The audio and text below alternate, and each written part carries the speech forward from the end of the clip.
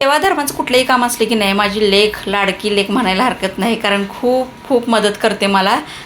कुठलाही कार्यक्रम असला, हळदी कुंकू म्हणा, आता इथे तर सवासण्या होत्या म्हणून ती म्हणाली वेड्यावर पान सुपारी मी ठेवायचं काम करते मम्मी. मी म्हटलं चल चालेल कर म्हटलं. तेवढं स्वयंपाक सगळा झाला होता आणि मग स्त्रिया यायला सुरुवात झाली होती, सगळ्या सवासण्या यायला लागल्या आणि मग जशा जशा येतील त्यांना तशा मी हळदी कुंकू लावायला सुरुवात केली. आता ह्या सवासण्या नेमक्या किती असतात तर ह्या सवासण्या नेमक्या मी तर 7 सवासण्या घालते आणि 2 गण म्हणजे 2 पुरुष असतात. आता नेमक्या अशा सांगता येणार नाही, कारण गावाला 40 सवासण्या घालतात, 21 सवासण्या घालतात. आता महालक्ष्मीच्या म्हणलं तर आमच्या आईच्या 5 सवासण्या असतात. म्हणजे प्रत्येक देवीच्या कशा वेगवेगळ्या सवासण्या असतात का असं मला नक्की माहीत नाही आहे. तुम्हाला कोणाला माहीत असेल तर मला प्लीज कमेंटमध्ये नक्की सांगा.